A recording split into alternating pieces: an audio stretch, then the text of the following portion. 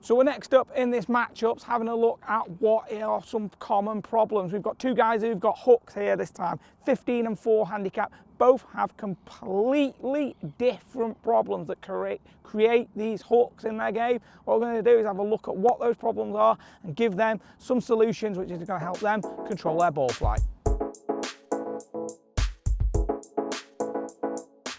Okay guys, so we're in the next series of the matchups right here. We have got two guys here varying handicap. So we have got Frank, who's from Australia, he's playing off a 15 handicap, and we have got Chris, who is off a 4 handicap. Both of these guys have written in their comments that they struggle with hooks, but they both got completely different problems that give them the hooks that they're struggling with. We've also got Frank really struggles with strike, and we'll have a look at what causes that right now. So have a look at Frank first. Now, having a look at Frank from down the line right here, what we'll see is, as he starts that club back, we'll see that very quickly the club head gets behind his hands.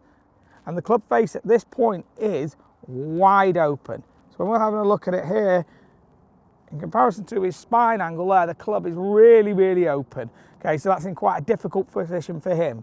As he continues then on with the swing from here, he has a very, very flat shaft halfway back, and then his upper body starts to tilt towards the target, and his arms are incredibly flat here compared to where his shoulder plane is, okay? So that's a bit of a problem, because that means those arms are going to be deep, which is probably going to accentuate that path coming too far from the inside. And he's also got a tilt, which he's going to have to change on the way down by backing out of it. So what we'll see is, as he makes that downswing, we'll see the lower body starts down. We get a steeper golf shaft as the elbow is really trapped behind the body. So you see right in this area here how that elbow is back from the hip there. So we can really spot that at this point. Got quite a steep shaft, but with a closed club face. Then he backs out underneath it. This one was a little bit low in the face. Kind of a little bit low, sort of a bit thinned if you like, but we could see how he was really backing out of it, which is accentuating that path, and also he's got a really close club face. So the club face is being recovered from that first move. But let's have a look at what is causing a couple of these other bits from the front view. Having a look at it right now from the front view here, what we'll see is that from halfway back here, we can see that shaft's really shallow, and behind him it's a little bit too low down. As he gets up top of the backswing here, the head dips down and the upper body is leaning towards the target this way. This starts to close the club face, but the arms are very, very trapped. Then from here, he starts down upper body first. That lower body's not moved anywhere yet at this point. And now what we'll see is, from here, this head starts to want to move a little bit backwards. Now we see it. There it goes back, trying to shallow it. So as the head's going back, that's going to affect the strike, and it's going to make that club come even more from the inside. From here, he then jumps up on his toes and eventually sort of gets up and out the shot, but there's very little rotation through the ball. Having a look at that for Frank then, what we're going to be seeing is, obviously in that first move, we see that that club gets very open and flat and behind him here, okay? I see that as being his way of trying to correct the big hook that he's got. So this is his solution, if you like. Unfortunately, it's not a great solution for him, because what he then does is, as he goes towards the top, because the shaft's so flat and he leans, the arms get really, really flat here. And as he starts down, the upper body's tilted towards the target. He starts down upper body, elbow goes backwards, steepening the shaft, and then from here he works back underneath it, head going backwards to shallow that club out. So the impact location's always going to be variable due to the fact that he is always moving away from the ball and he's changing the directions he's coming from. So we're going to have a look at a couple of things here that should really make a massive, massive difference to this, because obviously having a ball flight that is hooking a lot, but also strike issues, they're two quite big problems for him. So the first thing we want to do is give him some space in his golf swing. Now, ordinarily you'd say, well, if he gets the club face squarer and feeling more closed here, won't this give him more of a hook? Well, it should do, but actually what this is going to lead to is giving more space at the top of the backswing. So going to get this club more in front here, feeling like that right hand's more on top of the golf club. And from there, as he's winding up, focusing on the fact that he's going to make sure that his shoulder gets a bit more behind the ball at the top, so feeling like he's more over his right side. He won't be, but want his upper body to feel like that.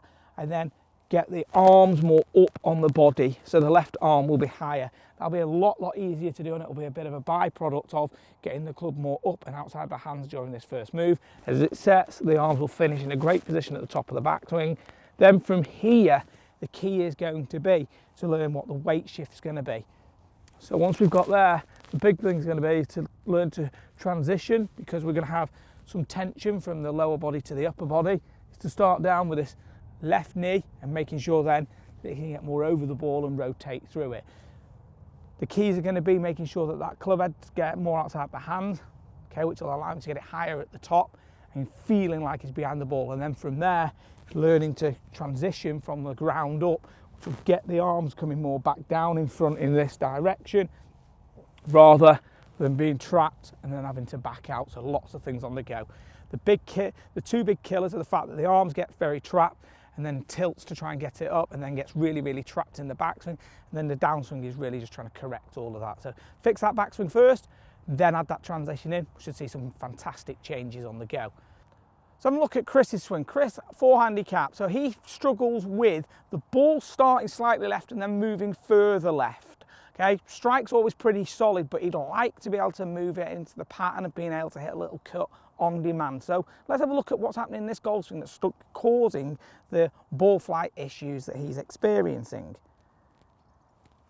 Setup's really good here from down the line. Really good setup. You know, very much a good player setup right there. Have a look at this first move. Everything moves away together. Absolutely fantastic in one piece. Club head's outside the hands. This is a classic one piece takeaway. Looks phenomenal. From here, club sets up through the forearms. At this point now, we were thinking, this is pretty textbook. This is like, you know, exactly what you've kind of seen in sort of swing sequences of some of the best players in the world, you know.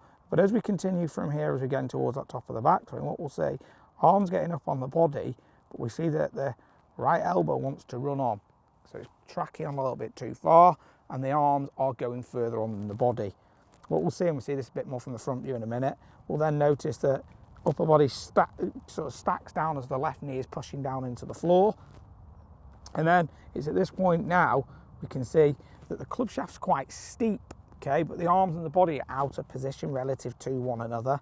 And then from there, we get very angular in the shoulders at impact here. Very square through that upper body, and it really tilted. So the angle of those shoulders is not going to have a path to go left, and that's what's going to really make you struggle with the fact that it's going to be coming too far from the inside. From here, we see there's a little bit of stall from the body. Hands do a bit more work on the way through, and then a great finish. So there's loads of good stuff in this, but obviously it's 4 handicap, so you can play really good solid golf. But what is it that's actually causing some of these moves?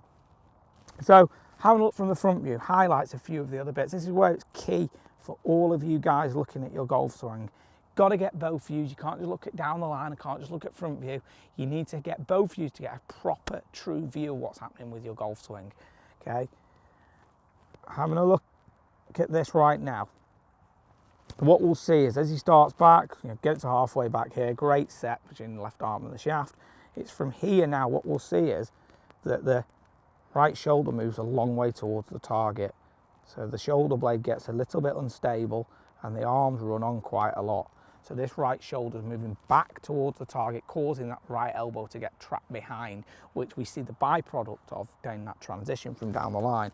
What we'll also see at this point now is as he starts down, is he pushes down straight through that left knee, okay, and which steepens those shoulders at this point, and the head goes forwards. So he's trying to create some pressure through the ground, but in the wrong way. It's actually getting steeper, which is going to close the club face. From here, what we then see is that the head backs out a little bit in this direction here. Shoulders become very angled, which means that that path, he's trying to shallow that path out, but doing it in the wrong way. The problem has been is where the arms are at the top and what is then happening in that transition. Holds onto it quite nicely through the ball and then rotates through to a really nice solid finishing position. So what we'll see right there is, for Chris, obviously they're not quite as sort of noticeable for like where the improvements are going to be, but they are there. And sometimes these things can be quite subtle, but have a massive difference when we're talking about really good players. Okay, so having a look just from this sort of rear view right here, what we'll see is that as Chris gets towards the top, okay, rather than keeping this right shoulder stable and the arms in front of the body, what happens is this right shoulder blade here becomes unstable, moves back, which pulls the elbow behind him, okay? So then as he starts down from here, that when we see that this right elbow has gone behind and this shoulder blade has moved in, right shoulder blade moved in towards the left, what we'll then see is that he pushes down through that left knee, which therefore pulls those arms even further back. So the byproduct of this from the down the line was the fact that once the shoulder's gone back and the elbow's behind, is once he pushes, the elbow gets a bit trapped, the shaft is steep, and then from here, he gets very angular in the shoulders this way, which makes it really difficult for him to be able to do anything else other than be into out. Into out with a closed face. Closed face is going to start the ball a bit left. The angled shoulders is going to move the path more into this, inside the ball, is going to start left and move further left. So what are the solutions we need in place? Backswing's great apart from at the top. So what I want to try and feel is at that top of the backswing, is get the idea that this right hand is pushing away. It might even feel like your right arm's a lot straighter. Okay, it won't be, but you want to feel that. So the pressure of that right palm against the left thumb will feel like it's pushing away in this direction. Okay, that'll help you to stabilise the shoulders. A great drill for this would be, get the golf club in front of you like this, both arms are straight, in between the thumb and the index finger like this, and then just make a backswing turn and make sure that you feel the load through the front of the shoulders right here. Okay, now, if I put this on to the position at the top, this would be the feeling I'd want for you to get in the backswing. This one, keep those arms wide. The next thing that we're going to be looking for is, we've seen that transition that you push down through that left knee this way, so it actually gets you very, very steep, and to impact you just correct it. What we're going to want to do is get you to make sure you get a feeling of opening up more. So flare that left foot just a little bit more, and then from that new top of the backswing feeling position, get that left knee to separate. So that will feel like that left knee rotates outwards in this direction, and the gap between the thighs will increase. So what you'll do is get that left knee to re-rotate outwards. That shoulder will have the ability to move out, but then what else will happen is, as a byproduct of the knee movement, you'll be able to get the hands more out in front of your body here. Then from there, you'll just be able to rotate through the ball without having to tilt. That path will then naturally start to shift to the left, and you'll be able to start to hit those little cuts.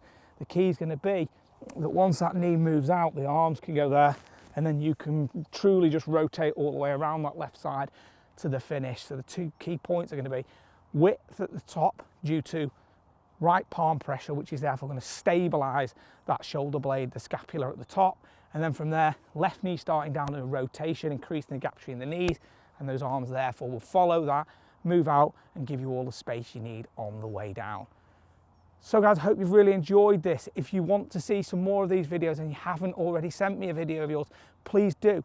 There's going to be a link on the screen below. Send your video in. If you want us to be analysed on the channel, please send it in. We're going to be doing it. If you haven't already been analysed and you've sent it in, keep your eye out. We're working through it, slowly but surely, working through all these videos, and we're going to be putting you guys on this channel and helping you improve your game.